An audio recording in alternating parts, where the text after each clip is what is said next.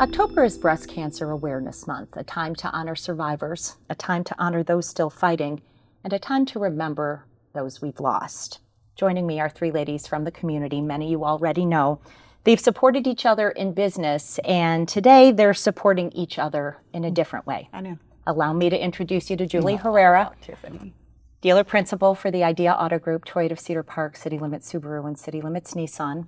Tiffany Sturman is the Chief Advancement Officer for the Williamson County Children's Advocacy Center. And Bridget Brandt is the Executive Director for the Leander Chamber of Commerce. Ladies, thank you. You're welcome. Thank you, Rochelle. Julie, this kind of was your idea. You wanted to kind of share your story. So I will just ask, why did you want to gather these ladies here today? Well, listen, I think it's important that we take a moment to talk about a really serious issue that's affecting all three of us right now, breast cancer. And you know as well as I do, I really don't like to be on camera and I don't like to get too vulnerable. I've been a pretty strong gal my whole life. But I'll tell you, this is important and we needed to talk about it. We are all dealing with the different stages of breast cancer right now. And the main purpose today is to let everybody know that you have to address it and you have to have preventative maintenance and you have to see your doctor because it can happen to anybody. So Julie is currently actively in treatment for breast cancer. Tiffany is the newest. She just met with her surgeon today. And Bridget, you're a breast cancer survivor, very newly to that phase, having undergone treatment. Yes. So, oof. As Julie just said, why is it so important to let folks know your stories and how you discovered that you had it? Yeah, go ahead, Bridget. You're already making me cry. Okay, here we go. So my story's really unique in that I am OCD, like pretty much anybody that knows me knows that I've got a little OCD, a little ADD, maybe a little of all the things. And we love you for it. And yeah, I mean, I use it for good. Yeah. So I am a little different in that I am on top of everything health-wise. I had my mammogram in June. I've had a mammogram every year since I was way before we needed them because I have a very good friend who was diagnosed at 24 years old, which is crazy. Wow. She's also a survivor still to this day.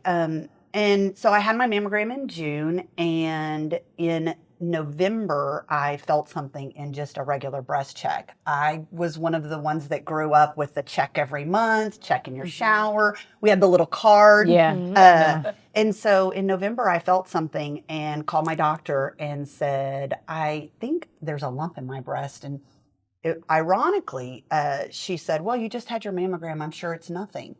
And I said, well, I don't know about that. I think that I want to do an MRI.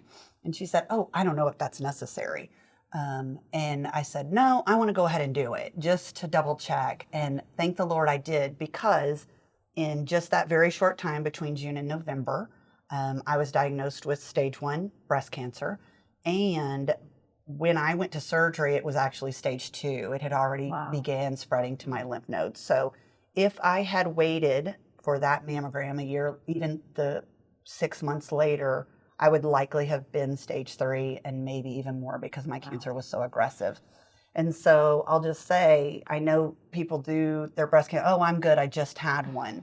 Well, that doesn't necessarily mean you're good. Yeah, and Tiffany has such a unique story too, because even now, you can't feel the masses that have been seen in imaging. So I went for my annual mammogram this past July, and I have been called back every year for a secondary mammo. I have dense breasts.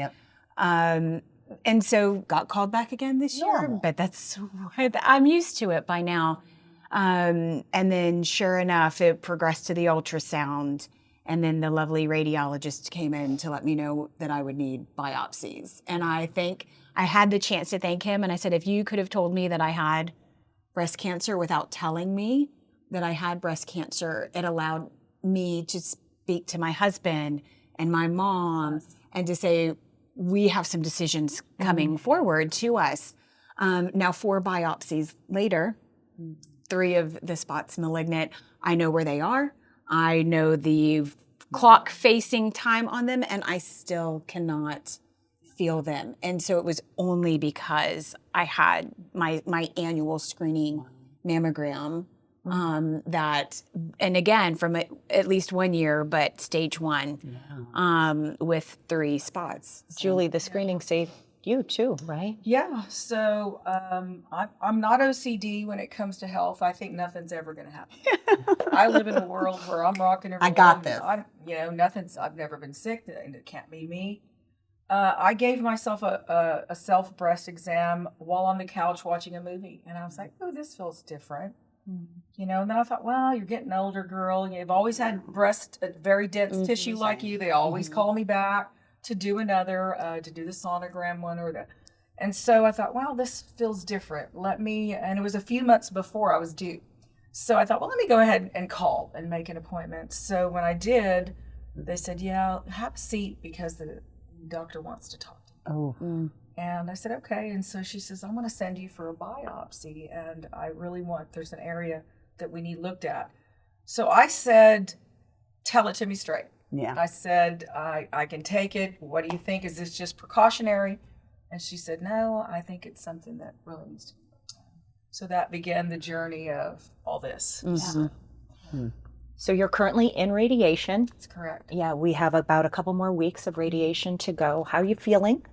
I feel good. I mean, some of the little side effects, you get a little tired. I'm having Bridget gave me great advice. I called Bridget after I was diagnosed, and you said try to get your radiation treatments in the afternoon so that you can still work, and then you go in the afternoon, and then I get home early afternoon and put on my pajamas and rest. Yeah. But I'll tell you, we were all taught in business, be tough, handle it, get things done, make it work, suck it up. You can't treat yourself that way. Yep. If you're not healthy, you have to address it. And all the norms and all the stuff and all the ignoring is not the right way. And that's the purpose of today's communication. You have to put you first. And sadly, I have not put myself first for a lot of years. So I think people listening to this, listen to your bodies and don't miss an appointment. Don't miss your check-ins, because you never know what's going on. That's right. Yeah. And all three executives, all three very busy. It would be very easy because we schedule it yearly to just say, I can just, I got a meeting. Yep. The point is take time. Well, and all three really healthy. I know both of you, we do really all kind of, we eat right, we exercise, we do all the things. So it is an interesting thing that I think for me, I thought I'm kind of immune to some of that, even though I did go check and I did all the things. I really was shocked when it came back. Like, even being aggressive with taking care of myself in that way, I still didn't believe anything.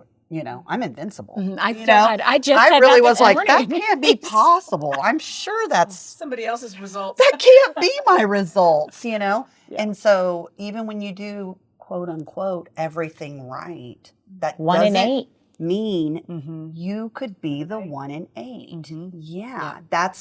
I think that's a really very awakening thing for everybody. I don't have, and for most of us, no history, no family history, no BRCA gene, and so that doesn't mean you shouldn't be getting checked. It doesn't mean you shouldn't be taking care of yourself and doing all the things Julie referred to, because it's anybody. Yeah. And the sharing of the story is just that, ladies. So, I mean, if you have your appointment today, this week, go. Yeah, if you've been negligent and maybe haven't scheduled because you've been too busy, but the point is just go get checked, because really knowledge is power. And then once you have that knowledge, right, I'm so happy to know you're through it. These ladies are just going through it.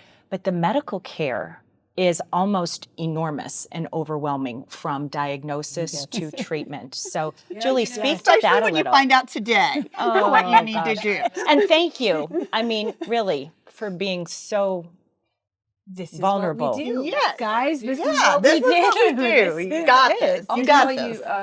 you, at first, when they first told me, I thought, okay, no big deal, inconvenience, I'll get it done, we'll get it scheduled, we'll get through this, right? What I wasn't prepared for was the emotional side of it. Yeah. I think we're all pretty tough cookies, but you're navigating, your surgeon, your radiologist doctor, all the nurses, all the appointments. Then you have the doctor for the blood work afterwards and the hormones you have to be on. Yep. I have never had so many appointments that are medical. So then you start feeling like, goodness, and then you see the other people that are at the cancer centers for treatment. It's a lot. And, you feel fortunate you're not there for something else that could have been critical, but there's no real preparing, Bridget, after you and I talked. And then I found out Tiffany, Rochelle told me about Tiffany. And this is the thing I love about women. We share and we help and we talk. I dialed you and said, you're going to be okay. Yeah. Here's what you're going to be in for. And hopefully some of it helped, I didn't know I was just going through it, but I didn't want you to feel alone because it's different and it is a roller coaster. It is a bit of a roller coaster ride. So. It is. Does it help knowing that you have women by your side that you respect and admire walking this journey alongside you at the same time? Yeah, absolutely. Yeah. No. Oh, I'm going to cry. Absolutely. That's where, while you tear up, that's for me, having these women that, like you said at the beginning, Rochelle, that we work together in business and then to come together personally through this, because we all think that we're invisible, because we all have achieved what we have achieved, right? Because we work hard and we strive for the best and to be the best in it.